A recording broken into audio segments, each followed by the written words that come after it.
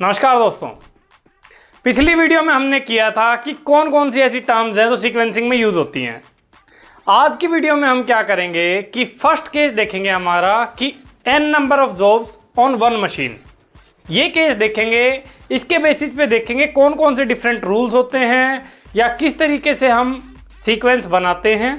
ठीक है, तो कौन कौन से रूल्स हो सकते हैं या क्या क्वेश्चन आपका आ सकता है अगर n number of jobs on one machine का केस है। तो आइए वीडियो शुरू करते हैं। तो दोस्तों, मैंने एक क्वेश्चन ले लिया है। इस क्वेश्चन से हम डायरेक्टली समझ लेंगे कि कौन कौन से ऐसे रूल्स हैं। और पहला हमारा केस क्या है, ऐसे ऐसे हम तीन केस लेंगे। पहला केस क्या है, n number of jobs on one machine. दूसरा हो जाएगा n number of jobs on two machine. तीसरा हो जाएगा n number of jobs on three machine. ठीक है, तीनों केस ले लेंगे, किस में कौन सा रूल यूज होगा या कौन कौन सी चीजें आ सकती हैं एग्जाम में, किस टाइप से क्वेश्चन पूछा जा सकता है, ये सब बातों को डिस्कस करेंगे। सबसे पहले अगर बात करें, ये फर्स्ट केस है हमारा। ये फर्स्ट केस क्या है हमारा, n number of jobs on one machine. ठीक है जी, आपको नॉर्मली क्वेश्चन में क्या दिया होगा, क्वेश्चन में आपको दिया होगा जॉब्स ABCDE भी दे सकते हैं, 1 2 3 4 5 भी दे सकते हैं या किसी और तरीके से भी दे सकते हैं। ये जॉब्स का नंबर है। आपको दे रखा है कि प्रोसेसिंग टाइम। प्रोसेसिंग टाइम का क्या मतलब हुआ कि फर्स्ट जॉब को कंप्लीट करने के लिए 12 दिन, ये डेज में है सारा का सारा ना, ये सारा का सारा डेज में है, डेज। ठीक है, डेज। तो ये क्या है, पहले वाले कॉलम में क्या दे रखा है आपको, प्रोसेसिंग टाइम का क्या मतलब है कि फर्स्ट जॉब को कंप्लीट करने के लिए एक मशीन के ऊपर 12 दिन चाहिए। ठीक है, सेकंड जॉब को कंप्लीट करने के लिए 9 दिन चाहिए, थर्ड जॉब को कंप्लीट करने के लिए 11 दिन चाहिए, फोर्थ जॉब को कंप्लीट करने के लिए 16 दिन चाहिए और फिफ्थ जॉब को कंप्लीट करने के लिए 8 दिन चाहिए। ऐसे ही अगर ड्यू डेट देखें तो ड्यू डेट का क्या मतलब है कि ये वाली जॉब हमारे पास इतने दिन तक रेडी होनी चाहिए। ठीक है जी, तो ड्यू डेट क्या दे रखी है आपको, फर्स्ट जॉब की ड्यू डेट दे रखी है 46 डेज, सेकेंड जॉब की ड्यू डेट दे रखी है 53 डेज, थर्ड जॉब की ड्यू डेट दे रखी है 50 डेज, फोर्थ जॉब की 39 डेज और फिफ्थ जॉब की 51 डेज। ठीक है जी, ये आपको दे रखा है। अब हम बात करते हैं कि कौन कौन से रूल्स हो सकते हैं जो सीक्वेंसिंग में यूज किए जाते हैं। तो क्वेश्चन कभी आएगा तो क्या आएगा, आपको दे देंगे कि या तो आपको निकालना है इसका जो भी आपकी कैलकुलेशंस होंगी, make spend time, job flow time या नंबर ऑफ टार्डी जॉब या डिलेनेस या इस टाइप का अगर कोई भी क्वेश्चन आएगा तो वो क्वेश्चन किस बेस पे आएगा, वो आपको दे देंगे कि या तो शॉर्टेस्ट प्रोसेसिंग टाइम का यूज करो या अर्लीस्ट ड्यू डेट का यूज करो या क्रिटिकल रेशियो का यूज करो या स्लैक टाइम रिमेनिंग रूल का यूज करो। चार टाइप के रूल हमारे पास। कौन कौन सा, शॉर्टेस्ट प्रोसेसिंग टाइम, जैसे कि आपको नाम से समझ में आ रहा है ये सारे हैं प्रोसेसिंग टाइम।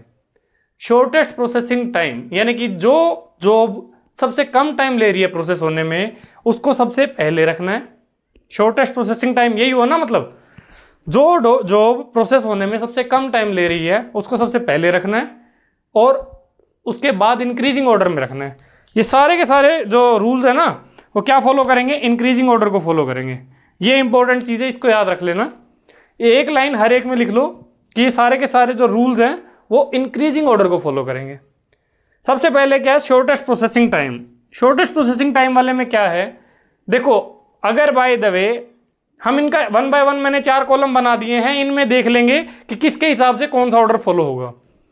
ये क्रिटिकल रेशियो है, सॉरी सेकंड है earliest due date. Earliest due date का क्या मतलब है, ये ड्यू डेट है, जिसकी ड्यू डेट पहले आ रही है उसका फर्स्ट ऑर्डर रहेगा, जिसकी ड्यू डेट बाद में आ रही है उसका सेकंड रहेगा, जिसकी ड्यू डेट उसके बाद आ रही है उसका थर्ड रहेगा। इस टाइप से यानी कि इंक्रीजिंग ऑर्डर में इसको भी लगा देंगे। अब बात करते हैं थर्ड जो चीज है, ये दोनों तो थी सिंपल। थर्ड जो चीज है वो क्या है, critical ratio. Critical ratio actual में होता क्या है, due date divided by processing time. Due date divided by processing time. ठीक है जी, इंपॉर्टेंट चीज है, इसको याद रखना। क्रिटिकल रेशियो क्या होता है, due date divided by processing time. कई बार आपको डायरेक्ट क्वेश्चन में क्या दे देंगे कि आपका सीक्वेंस किस ऑर्डर से अरेंज करना है, क्रिटिकल रेशियो के हिसाब से अरेंज करना है। या क्रिटिकल रेशियो होता क्या है उसके ऊपर भी क्वेश्चन आ सकता है कि due date divided by processing time जो होगा वो क्या हो जाएगा, क्रिटिकल रेशियो। ऐसे ही slack time remaining. Slack time क्या होता है, स्लैक टाइम जो है वो क्या होता है, due date minus processing time, ठीक है, due date minus processing time. इस तरीके से अगर हम करेंगे, ये जो यहां से जो क्या निकलेगा हमारा स्लैक टाइम निकलेगा, इसको इंक्रीजिंग ऑर्डर में रखेंगे तो हमारा स्लैक टाइम रिमेनिंग के हिसाब से ऑर्डर आ जाएगा। इसको इंक्रीजिंग ऑर्डर में रखेंगे तो क्रिटिकल रेशियो के हिसाब से हमारा इंक्रीजिंग ऑर्डर में आ जाएगा। 1 बाय 1 चारों रूल्स को यहाँ पे अप्लाई करेंगे, आपको बिल्कुल क्लियर हो जाएगा, कोई डाउट नहीं बचेगा इसके बाद कि क्या इसमें करना है हमें। ठीक है जी। सबसे पहले हम एक ऑर्डर बनाते हैं एसपीटी के हिसाब से, शॉर्टेस्ट प्रोसेसिंग टाइम, एसपीटी, ठीक है। शॉर्टेस्ट प्रोसेसिंग टाइम के हिसाब से अगर ऑर्डर बनाएंगे तो सबसे पहले देखो आपको क्या दिख रहा है कि इसके 8 दिन है केवल, ठीक है। सबसे पहले ये वाली जॉब करी जाएगी तो इसका हो जाएगा फर्स्ट नंबर, ठीक है। उसके बाद जो है हमारी, इनको ना ABCDE लिख लेते हैं ताकि हमारे यहां पे कंफ्यूजन ना हो किसी को, ठीक है। तो मैं इसको ABCDE लिख लेता हूं, ABCDE, ठीक है। तो सबसे पहले हमारी कौन सी जॉब होगी, ई जॉब होगी सबसे पहले। सेकंड नंबर पे कौन सी जॉब होगी, जो बी जॉब है, ये क्योंकि 9 दिन ले रही है तो हमारी ये सेकंड नंबर पे होगी। थर्ड ऐसे ही हो जाएगी सी जॉब। फोर्थ हो जाएगी हमारी ए नंबर जॉब, और जो लास्ट नंबर पे होगी कौन सी होगी, डी जॉब, क्योंकि इसका टाइम कितना है 16 डेज है प्रोसेसिंग टाइम। तो ये हमारा ऑर्डर आ गया, इसके अकॉर्डिंग हम टेबल बनाएंगे, इसके अकॉर्डिंग हम job flow time, makespan time, average number of tardy jobs, या you can say average number of jobs in the system, ये सब निकाल लेंगे।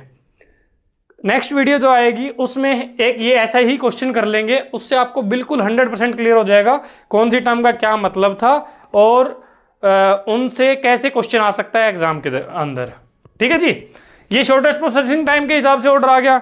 ऐसे ही अगर अर्लीस्ट ड्यू डेट के हिसाब से बनाएंगे, EDD रूल के हिसाब से, उसमें क्या आएगा आपको क्लियर दिख रहा है यहाँ पे। फर्स्ट जो है, फर्स्ट ये वाला आ जाएगा, है ना, फर्स्ट ये वाली आ जाएगी क्योंकि इसका 39 डेज है, तो फर्स्ट नंबर पे ये वाली जॉब होएगी, यानी कि डी नंबर जॉब होएगी, डी जॉब होएगी। सेकंड नंबर पे कौन सी होएगी, 46 वाली, है ना। सेकंड पे ये हो जाएगी, थर्ड पे ये हो जाएगी, फोर्थ पे ये वाली हो जाएगी क्योंकि 51 डेज है, और फिफ्थ पे हमारी ये हो जाएगी, ठीक है जी। आई होप इतने से आपको क्लियर तो हो गया होगा, फिर भी हम ये दोनों भी कर लेते हैं। नेक्स्ट जो हमारा क्रिटिकल रेशियो है, क्रिटिकल रेशियो क्या होता है, due date divided by processing time. अगर हम बात करें due date by processing time अगर निकालेंगे तो 46 डिवाइड बाय 12, ये लगभग 4 आ रहा है, तो 3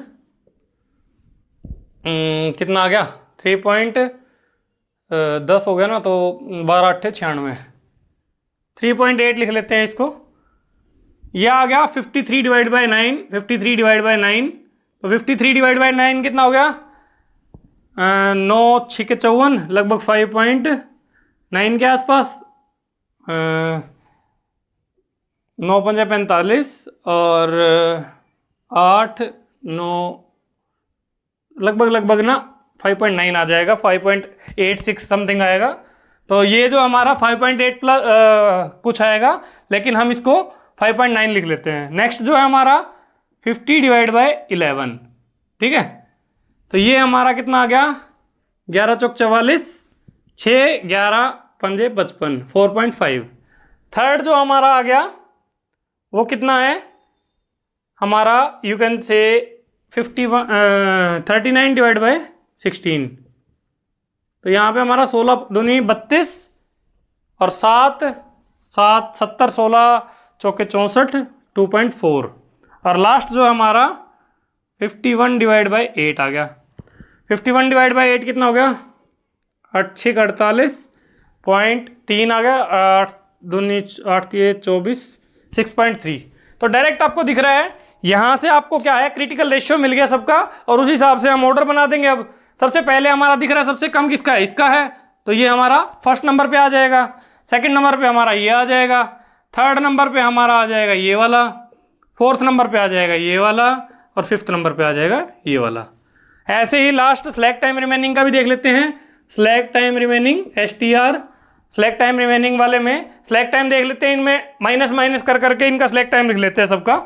सबसे पहले फर्स्ट वाले में अगर बात करें सिलेक्ट टाइम कितना है, due date minus processing time है, तो हमारा हो गया 46 माइनस 12 हो गया 34।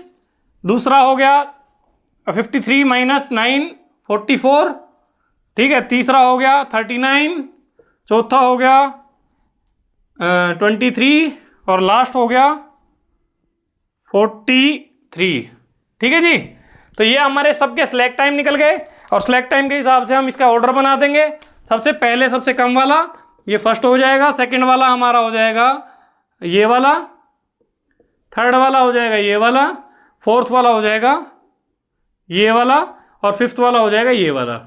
अगर आप ध्यान से देखें तो ऑर्डर सबके ऑलमोस्ट अलग अलग है। यहाँ पे फर्स्ट इसका है, यहाँ पे इसका है, 3 में इसका है, लेकिन अगर देखें सेकंड वाला इसमें यहाँ पे है, इसमें यहाँ पे है, इसमें तीनों का ऊपर वाला है, ठीक है। थर्ड वाला अगर देखें ये वाला सबको थर्ड मिला है, ठीक है, कोई बात नहीं। फोर्थ वाला अगर देखें इसमें ये वाला है, इसमें ये वाली जॉब है, इसमें ये वाली है, इसमें ये वाली है। तो मतलब हर एक में ऑर्डर चेंज हो गया है। चारों रूल्स के हिसाब से ऑर्डर भी चेंज हो जाएगा, चारों रूल्स के हिसाब से हमारा जो भी रिक्वायरमेंट आएगी या जो भी क्वेश्चन में पूछा होगा वो अलग अलग टर्म्स आएंगी। तो आपको ये बिल्कुल ध्यान से करना है कि कौन सा रूल दे रखा है, उसके अकॉर्डिंग आपको करना है। आई होप आपको चारों रूल समझ में आ गए होंगे, किस तरीके से इनको यूज करना है वो भी समझ में आ गया होगा। और n number of jobs on one machine वाले में एक क्वेश्चन करेंगे नेक्स्ट वीडियो में, उसके बेस पे आपको सारी की सारी टर्म्स कैलकुलेट कर लेंगे आप। उसके बाद यू कैन से आपका कोई भी डाउट नहीं बचेगा इस टॉपिक के रिगार्डिंग। तो आज की वीडियो में इतना ही। Thank you everyone.